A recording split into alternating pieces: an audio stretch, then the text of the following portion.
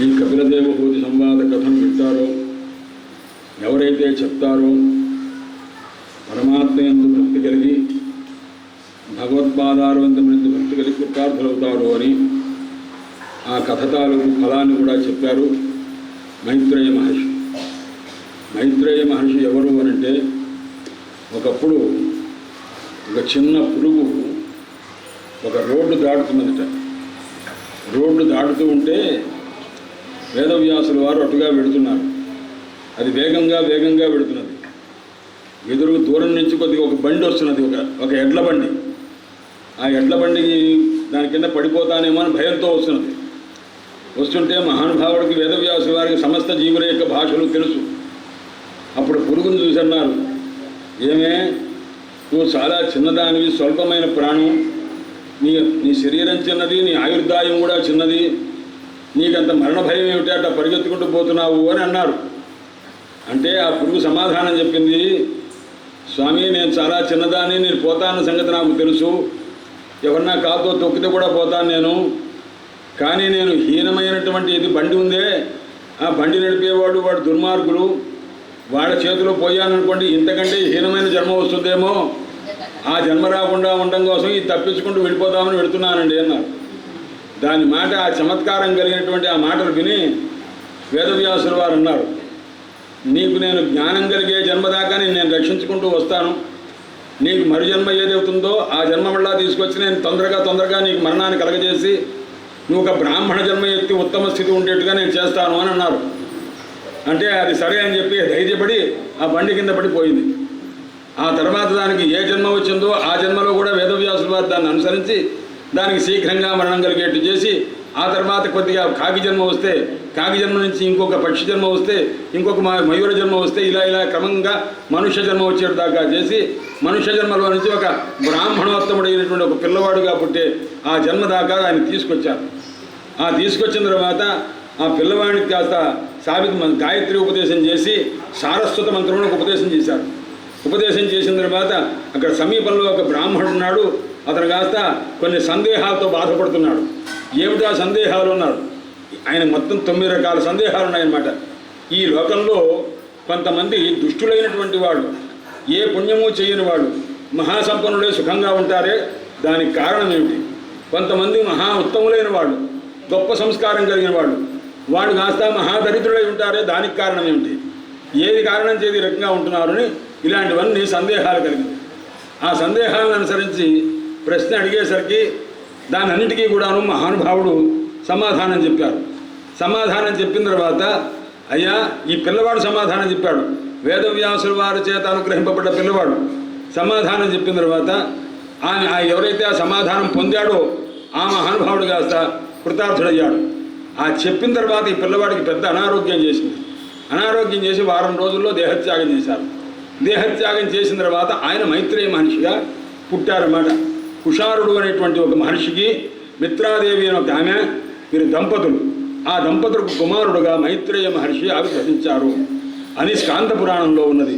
అందుచేత ఒక పురుగు నుంచి, కీట జన్మ నుంచి మహాపురుష జన్మ ఎలా ఉంటుందో అని చెప్పడానికి ఉద్దేశం ఇదని కథ అన్నమాట. అందుచేత ఈ మైత్రేయ మహర్షి ఇప్పుడు చెప్తున్నారు, నాయన ఇక నీకు చతుర్థ స్కంధంలో కథ చెప్తున్నానన్నారు. చతుర్థ స్కంధం అంటే 4వ స్కంధము. 4వ స్కంధంలో 4 కథలు ఉంటుంది. అందువల్ల దీని చతుర్థ స్కంధంలో ఒక విశేషం ఉన్నది. ఏమిటి అంటే పురుషార్థములు ఎన్ని అన్నారు? 4 పురుషార్థములు: ధర్మ, అర్థ, కామ, మోక్ష. ఇది 4 పురుషార్థాలు. ధర్మ పురుషార్థానికి సంబంధించిన కథ మొట్టమొదట ఉంటుంది. రెండవది అర్థానికి, డబ్బుకు సంబంధించిన కథ. 3 కామానికి సంబంధించిన కథ. 4 మోక్షానికి సంబంధించిన కథ. ఇందులో ఇంకొక సమన్వయం కూడా చెప్తారు. మొదట స్త్రీ కథ, 2 బాలక కథ, 3 యువక కథ, యువకుని యొక్క కథ, 4 వృద్ధుని కథ. ఈ రకంగా 4 ఉంటాయి. మొట్టమొదటి స్త్రీ కథ చెప్తున్నారు ఇక్కడ. ఆ మాట చెప్తున్నారు, నాయన మైత్రేయ మహర్షి చెప్తున్నారు, మనువునకు శతరూపయందు 3 కుమార్తెలు ఉన్నారని చెప్పారు. 2 కుమారులు ముందున్నారు, ప్రియవ్రతుడు, ఉత్తానపాదుడు. 3 కూతుళ్ళు. ఆ కూతుళ్ళ పేరు కూడా ఆకూతి, దేవహూతి, ప్రసూతి అని. ఈ ఆకూతి అని పెద్ద ఉందే, ఆమె రుచి అనే ప్రజాపతికి ఇచ్చి వివాహం చేశారు. చేస్తే ఆమెకు వాస్తవంగా ఈ ఈ ఆకూతి అనేటువంటి ఆమెకు సోదరులు ఉన్నారు, ప్రియవ్రతుడు ఉత్తానపాదుడు. అయితే రుచి ప్రజాపతికి ఇచ్చి వివాహం చేసినప్పుడు ఆ ప్రజాపతి ఒక మాట ఉన్నట్ట, మామగారు నాకేమిటంటే మీరు పని చెయ్యాలి అన్నారు. ఏమిటయ్యాను? స్వయంభూమని అన్నాడు, నాయన మా అమ్మాయిని నీకు ఇచ్చి వివాహం చేస్తాను, కానీ నీకు పుట్టిన మగపిల్లవాడిని నాకు ఇవ్వాల్సింది అని అడిగారు. అదేమిటండి, మీకు 2 మగపిల్లలు ఉన్నారు కదా అన్నారు. ఉన్నా కానీ నీకు పుట్టే పిల్లవాడిని నాకు ఇవ్వాల్సింది అని అడిగారు. అభిభ్రాతృమతి, సోదరుడు ఉన్నప్పటికీ కూడాను నాకు ఇంకో పిల్లవాడిని కావాలి, నాకు ఇస్తానంటేనే నీకు మా అమ్మాయినిచ్చి వివాహం చేస్తానని ఆకూతినిచ్చి వివాహం చేశాడు స్వయంభువ మనువు. ఎందుకంటే దానికి కారణం తర్వాత చెప్తున్నారు. పుత్రికా ధర్మమాశ్రిత్య శతరూపానుమోదిత. ఆ తర్వాత వాళ్ళిద్దరికీ కలిపి నాయన ప్రజాపతిస్థ భగవాన్ రుచి తస్యాం అజీజనత్ మిథునం బ్రహ్మవర్చస్వి. ఇద్దరిని కన్నారన్నమాట. అంటే వాడు పుట్టడమే వాళ్ళిద్దరికీ కూడాను, ఆకూతికి రుచి ప్రజాపతికి 2 సంతానం కలిగారు. వాడు పుడుతూనే భార్యాభర్తలుగా పుట్టారట. అటువంటి అందులో ఎవరయ్యా అన్నారు, యజ్ఞ అనేవాడు పురుషుడు. కూతురు ఎవరయ్యా, భార్య ఎవరయ్యా అన్నారు, దక్షిణ అన్నమాట.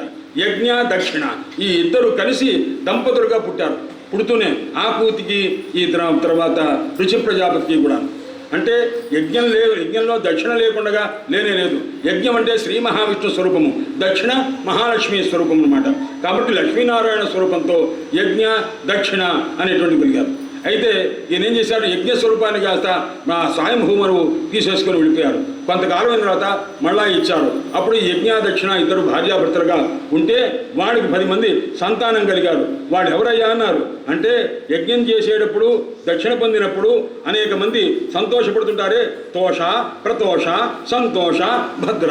మనం ఏదైనా ఒక యజ్ఞం చేసినప్పుడు ఎవరైతే ఋత్వికులు ఉన్నారో వాళ్ళందరికీ డబ్బు ఇస్తే వాళ్ళ ముఖంలో ఏముంటుంది అన్నాడు, తోష ప్రతోష సంతోష. ఇవి అనమాట, వీళ్ళంతా సంతానం అనమాట. యజ్ఞ పురుషులకు సంతానం అనమాట వీళ్ళంతా. అందుచేత ఈ రకంగా ఇంత ఇస్తానని చెప్పి తగ్గించి ఇచ్చి ఇలా చేశారనుకోండి, సంతోషం విషాద మహావిషాద పరమ విషాద దుఃఖ పరమ దుఃఖ. అందుకోసం అలా ఉండకూడదు. అందుకోసం తోషప్రదోషాదులు ఉండాలన్నమాట. అందుచేత ఈ రకంగా చెప్తున్నారు. తర్వాత నాయన ఇదే వంశం తర్వాత వరుసలో దక్ష ప్రజాపతికి ప్రసూతి అనేటువంటి 3వ అమ్మాయిని ఇచ్చి స్వయంభూమను వివాహం చేశారు నాయన. ఈ రకంగా జరిగింది అని చెప్పి తర్వాత అంతకుముందు ఆ కర్దమ ప్రజాపతికి 9 మంది ఆడపిల్లలు పుట్టారే, ఆ ఆడపిల్లలందరూ కూడాను మహాబ్రహ్మర్షులైనటువంటి వాళ్ళని వివాహం చేసుకున్నారని చెప్పారు. ఆ తర్వాత వాళ్ళలో ఒక కర్దమ ప్రజాపతి కూతురు అనసూయ, ఆ అనసూయను అత్రికిచ్చి వివాహం చేశారు. ఆ అత్రి అనసూయలకు కలిగినటువంటి సంతానం బ్రహ్మ విష్ణు మహేశ్వరుడు పిల్లలుగా పుట్టారు నాయన. ఆ రకంగా ఉన్నారు. వాళ్ళు ఎవరయ్యా అన్నారు, విష్ణుమూర్తి రూపమే. విష్ణుమూర్తి ఏమో దత్తాత్రేయుడిగా అవతరించారు, పరమేశ్వరుడేమో దుర్వాస మహర్షిగా పుట్టారు, బ్రహ్మదేవుడేమో చంద్రుడుగా అవతరించారు. ఈ విధంగా బ్రహ్మ విష్ణు మహేశ్వరుల యొక్క అంశతోటి కుమారులను కలిగినటువంటి తల్లి. అందువల్ల అత్రి అనసూయల యొక్క ఆ దాంపత్యం ఉన్నదే అది ఆశ్చర్యకరమైనటువంటిది నాయన అని చెప్పి ఆ మహనీయుని యొక్క దివ్యమైనటువంటి చరిత్ర చెప్పారు. ఆ తర్వాత నాయన ఇంకొక విషయం చెప్తున్నాను అన్నాడు. ఏమిటి, సోమోభూత్ అని చెప్పి ఇదంతా చెప్పారు. చెప్తే పరమేశ్వరుని యొక్క కశ్యప ప్రజాపతి దీని తాలూకు విషయం అంతా చెప్పారు. అంటే ఎవరెవరి తర్వాత ఎవరు, బ్రహ్మదేవుడు తర్వాత స్వయంభూమనువు తర్వాత దక్ష ప్రజాపతి. ఇదంతా వచ్చింది కథంతా. కశ్యప ఆయనకి దక్ష ప్రజాపతికి ఎంతమంది సంతానమో చెప్పారు. ఆ దక్ష ప్రసూతికి దక్ష ప్రజాపతికి అనేక మంది సంతానం కలిగారు. 15 మంది కర్దమదౌహిత్ర సంతాన గతిత. ఆ తర్వాత ప్రసూతి మానవీయం దక్ష ఉపయేమే. అంటే అందులో ఆయన కలిగినటువంటి 16 మంది ఆడపిల్లలు పుట్టారట దక్ష ప్రజాపతికి ప్రసూతికి. అందులో 13 మందిని కాస్త ధర్మపురుషునికి ఇచ్చారు. అలాగే ఒక ఆమెను కాస్త అగ్నికి స్వాహాదేవిని అగ్నికి ఇచ్చారు. అలాగే పితృదేవతలకు ఒక ఆమెను ఇచ్చారు. ఆ తర్వాత ఏకాం భవాయ ఒక ఆమె ఉన్నది, ఆమెను కాస్త పరమేశ్వరునికి ఇచ్చి వివాహం చేశారయ్యా. భవచ్చిదే సంసారాన్ని పోగొట్టి మోక్షాన్ని ఇచ్చే పరమేశ్వరునికి ఇచ్చి వివాహం చేశారు. ఇలా ఇచ్చిన సందర్భంలో ఒకానొకప్పుడు పరమేశ్వరునికి దక్ష ప్రజాపతికి అల్లుడికి మామగారికి కూడాను కొద్దిగా తేడా వచ్చింది ఆయన అన్నారన్నమాట. అంటే అప్పుడు ఆ కోపం ఎందుకు వచ్చి అప్పుడు అడిగారు. పరీక్షన్ మహారాజు అడుగుతున్నారు, స్వామి ఏమిటండి, భవే శీలవతాం శ్రేష్ఠే. అంటే మహాశీలవంతుడైన వాడు పరమేశ్వరుడు, మహాగుణ సంపత్తి గలవారు, మహాభోళాశంకరుడు. అటువంటి ఆయన దక్ష ప్రజాపతితో విరోధం ఏమిటండి, ఎలా వచ్చింది, మాకు ఆశ్చర్యంగా ఉంది, ఆ కథ చెప్తారా అని అడిగారు. అడిగేసరికి అప్పుడు దక్షో దుహితృవత్సల దక్ష ప్రజాపతికి ఆడపిల్లలంటే ఇష్టం. ఎందుకంటే మగపిల్లలు పుడుతుంటే ఆయన పుట్టకుండగా నారదుల వారు కాస్త సన్యాసం ఇచ్చేస్తున్నారు. అందుకోసం ఆడపిల్లల్ని కన్నాడు అనమాట. దుహితృవత్సల, ఆ కూతుళ్ళంటే ఇష్టమైనటువంటి ఆయన సాక్షాత్తు తన అల్లుడి మీద ద్వేషం ఎందుకు పొందాడు దక్ష ప్రజాపతి అల్లుడైన పరమేశ్వరుని యందు? అది నాకు చెప్పవలసింది. ఎందుకంటే చరాచర గురువు, అందరికీ కదలిక ఉన్నవారు, కదలిక లేనివారు అందరికీ గురువు ఎవరయ్యా? పరమేశ్వరుడు. ఆ పరమేశ్వరుని ద్వేషించే వాళ్ళు ఎవరన్నా ఉంటారా నాయన? ఎవరు ఉండరే. అలాంటి ఆత్మారాముడు అంటే ఆత్మయంతే పరమాత్మ స్వరూపాన్ని ధ్యానం చేసుకుంటూ ఆనందించే మహానుభావుని కస్తంద్వేష్టి, ఎవరు ఆయన ద్వేషించే వాళ్ళు ఎవరున్నారు కనుక? కాబట్టి నాకు చెప్పండి, ఈ జామాతు శ్వశురస్య, జామాతకు మామగారికి అల్లుడికి అసలు విరోధం వచ్చిన కారణం ఏదో నాకు చెప్పండి అని అడిగారు. ఎవరు అడుగుతున్నారు ఇక్కడ? హరిద్వారంలో అడిగిన వారెవరు? విదురుల వారు. ఎవరిని అడుగుతున్నారు? మైత్రేయ మహర్షిని అడుగుతున్నారు. అయ్యా ఆ రకంగానే సుఖస్థలిలో గంగా తీరంలో అడిగిన వారెవరయ్యా? పరీక్షన్ మహారాజు. ఎవరిని అడుగుతున్నారయ్యా? సుఖయోగిందుల వారిని అడుగుతున్నారు. నైమిషారణ్యంలో అడుగుతున్నారు. ఎవరు అడుగుతున్నారు? సౌనకాది మహర్షులు. ఎవరిని అడుగుతున్నారు? సూతుల వారిని అడుగుతున్నారు. ప్రస్తుతం కథ ఇది. ఇప్పుడు అడుగుతున్నారు ఏమనయ్యా అంటే, భవే శీలవతాం శ్రేష్ఠే, ఈశ్వరునకు ఆ దక్ష ప్రజాపతికి ఏ రకంగా విరోధం వచ్చిందో చెప్పండి అన్నారు. ఒకనొక సందర్భంలో ప్రజాపతుల యొక్క సమావేశం జరిగింది. 14 మంది ఉన్నారు ప్రజాపతులు. అది కాకుండా కూడా కొంతమంది ఉన్నారు. అసలు ప్రజాపతులు అంటే ఏమిటి అన్నారు. బ్రహ్మ కొంత సృష్టి చేసిన తర్వాత పిల్లల్ని పిలిచిన ఆయన మీరు మిగతా సృష్టి మీరు చేయండి అని పంపించారట. వాళ్ళని ప్రజాపతులు అన్నమాట. అంటే బ్రహ్మను సృష్టి చేసిన తర్వాత మిగతా సృష్టి చేయమని ఎవరినైతే ఆజ్ఞాపించారో వాళ్ళు ఆ శక్తి కలిగి, బ్రహ్మ శక్తి కలిగి సృష్టి చేశారో వాళ్ళని ప్రజాపతులు అంటారు. ప్రజాపతులకు పతి ఎవరయ్యా అన్నారు బ్రహ్మదేవుడు. ఆ ప్రజాపతి పతి ఎవరయ్యా అన్నారు మహావిష్ణువు అనమాట. అందుచేత ఈ ప్రజాపతులందరినీ కూడాను ఆదేశించారు ఆయన